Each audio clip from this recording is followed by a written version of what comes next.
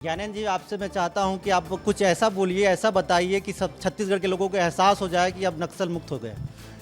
रवि, ये छत्तीसगढ़ की बात नहीं है और आपने कहा है कुछ ऐसा बोलिए, कुछ ऐसा बताइए, तो मैं इस माइक को थोड़ी देर लूँगा और वक्त लूँगा रवि। और इसलिए वक्त लूँगा क्योंकि आज एक बहुत बड़ी सफलता मिली है सुरक्षा बलों को, बहुत बड़ी सफलता मिली है। इसको इसलिए कह रहा हूँ विवेक और संजय और रवि, जो मेरे तमाम साथी हैं, क्योंकि आज से हम शायद ये नहीं कह पाएंगे कि देश का सबसे बड़ा माओवादियों का लीडर अभी भी जंगल में है। जो आदमी नेतृत्व करता है और जिस आदमी के पास नेतृत्व करता हो और जिसकी वजह से कोई संगठन, कोई विचारधारा या तो फिर कोई फोर्स चलती है, उस व्यक्ति का ये कह देना कि मैं हथियार डाल रहा हूं, ये बहुत बड़ी बात है। यानी हथियार के साथ सशस्त्र माओवाद की समाप्ति की घोषणा औपचारिक तौर पर मुझे लगता है कि देव जी खुद करेगा या सरकार करेगी या तो फिर आने वाले समय में सुरक्षा बल या बड़े अधिकारी करेंगे। लेकिन मैं इसके पीछे जब ये नक्सलवाद के खात्मे की बात कर रहा हूं तो मैं बहुत हतप्रभ हूं। ये मेरे लिए बहुत सहज कमेंट्री नहीं है, ना तो मेरे लिए बहुत सामान्य खबर है, क्योंकि मैं जान रहा हूं कि जिस शब्दों को मैं बोल रहा हूं ये शब्द मैं दोबारा नहीं बोल पाऊंगा। मैं ये जान रहा हूं कि 5 दशक से नक्सलवाद की रिपोर्टिंग करने वाले लोग जो ये कह रहे थे कि आज माओवादियों ने ये किया, आज माओवादियों ने वो किया, आज इतने सुरक्षा बलों की शहादत हो गई, अब ये शब्द सुनाई नहीं देंगे। मैं ये जान रहा हूं कि माओवादियों के आतंक से बस्तर में जिस तरह से बचपन बर्बाद हो रहा था, अब वो बचपन बर्बाद नहीं होगा बल्कि आबाद होगा। बस्तर से निकलने वाले टैलेंट अब न केवल छत्तीसगढ़ बल्कि देश और दुनिया में नाम रोशन करेंगे। इसके अलावा बस्तर को 10 साल में गृह मंत्री ने कहा है कि देश का सबसे समृद्ध जिला बनाएंगे। ये बहुत सी ऐसी बातें हैं जिसको मुझे लगता है कि अगर मैं कहने लगूंगा तो ये बात खत्म नहीं होगी। लेकिन सबसे बड़ी खबर ये है, जिसके बारे में भी बीच बीच में जिक्र करना बहुत जरूरी होगा, कि एक ऐसा माओवाद, एक ऐसे नक्सलियों का खात्मा, एक ऐसे आतंक का अंत और एक ऐसे क्रूर चेहरे शासक का खात्मा हुआ है इस प्रदेश में, और वो भी डेडलाइन बताने के साथ खात्मा हुआ है। ये कभी नहीं हुआ, इस देश में कभी नहीं हुआ। और मुझे लगता नहीं है, जब ऐसी बात मैं कहता हूं, कि अगर प्रधानमंत्री नरेंद्र मोदी ना हो, गृह मंत्री अमित शाह ना हो, विष्णुदेव साय ना हो, गृह मंत्री विजय शर्मा ना हो, और हजारों लाखों सुरक्षा बल जो हैं, उनकी इच्छा शक्ति, दृढ़ शक्ति, संकल्प, मेहनत और खुद को खत्म कर देने का जोखिम ना हो, तब तक ये माओवाद खत्म नहीं हो सकता था।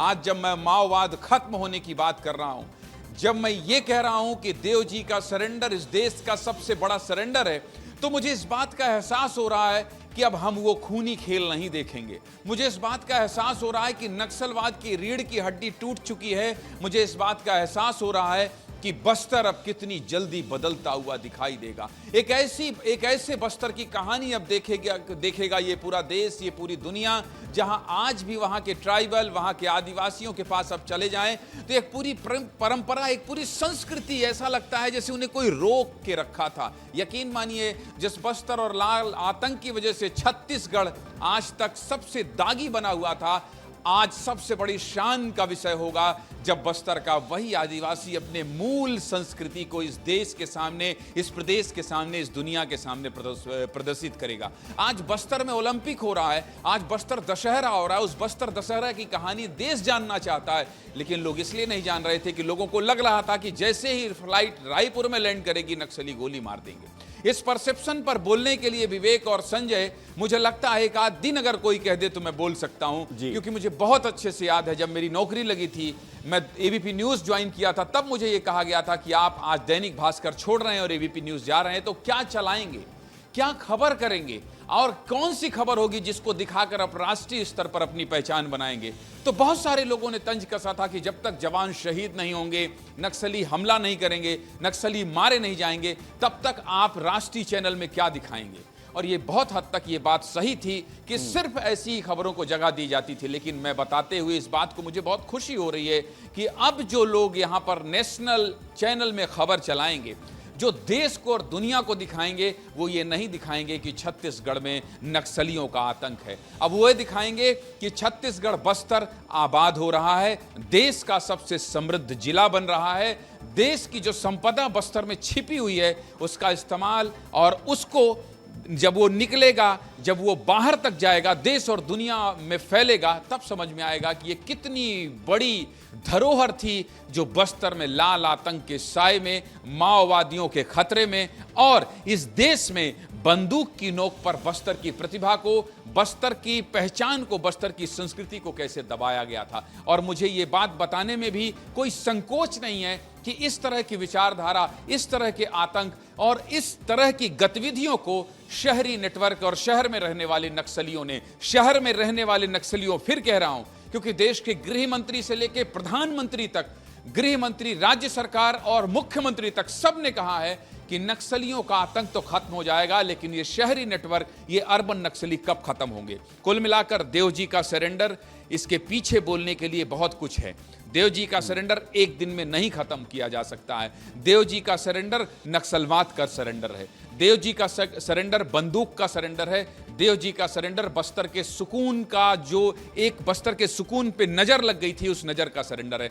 तो देवजी के सरेंडर को समझने के लिए आपको नक्सलवाद समझना पड़ेगा। देवजी के सरेंडर को समझने के लिए समझना पड़ेगा कि छत्तीसगढ़ यानी नक्सलवाद की पहचान को खत्म करने वाला सरेंडर हुआ है। देवजी के सरेंडर को समझने के लिए आपको समझना पड़ेगा कि सैकड़ों, हजारों जवानों के माता पिता जो आज बेचारे इसलिए कह रहा हूं कि जब किसी का बेटा चला जाता है तो फिर उन माँ बाप का सहारा कौन बनता है। न जाने ऐसी कितनी माएं बहनें, कितने लोग जिनका सुहाग उजड़ गया, कितने ऐसे बेटे हैं जो अनाथ हो गए। अब वो नहीं होगा। देव जी का सरेंडर, नक्सलवाद का खात्मा और उसकी गारंटी, प्रधानमंत्री नरेंद्र मोदी का संकल्प, गृह मंत्री अमित शाह की जिद। मैं फिर जिद कह के रुकूंगा और बताऊंगा कि जिद करना कितना जरूरी है और जिद होना कितना जरूरी है। ये अगर गृह मंत्री अमित शाह का जिद नहीं होता, भारत सरकार, नरेंद्र मोदी, राज्य सरकार, डबल इंजन की सरकार का संकल्प नहीं होता, तो 5 दशक से चली आने वाली ये समस्या इस तरह से खत्म नहीं होती। मुझे लगता है कि इस पर बोलने के लिए बहुत कुछ है। आज दिन भर विस्तार न्यूज इस ऐतिहासिक दिन की गवाही देता रहेगा। आज दिन भर हमारे सहयोगी ये बताते रहेंगे कि नक्सलवाद के खत्म होने पर मुहर लग गई है। देव जी का सरेंडर, अमित शाह, प्रधानमंत्री नरेंद्र मोदी, विष्णुदेव साय, गृहमंत्री विजय शर्मा की मेहनत का नतीजा साफ साफ दिखाई दे रहा है। और अभी 31 मार्च 2026 की डेडलाइन आई भी नहीं है। रवि, आप मत जाइए कहीं, सुनते हुए अच्छा लग रहा था। और एक चीज़ आपसे मैं ये जानना चाहता हूँ, जो पूरा प्रदेश जानना चाहता है। आपने 3 दिन पहले एक हमारे हिस्सों में बोला था कि देवजी आने वाले हैं, 3 दिन पहले बोला था और आज आ गए। आपको ये कहीं से सूत्र से मिल जाता है जानकारी की कॉन्फिडेंस रहता है कि देवजी भी आ जाएंगे? देखिए, विस्तार को बहुत ध्यान से देवजी देखते हैं इसलिए बोल रहा हूँ क्योंकि सरेंडर कर दिए हैं। अगर सरेंडर नहीं करते तो बोलता देखता है, क्योंकि मैं उन लोगों की इज्जत नहीं कर सकता जो खून बहाता है। तो देवजी अगर सरेंडर नहीं करते तो क्या करते?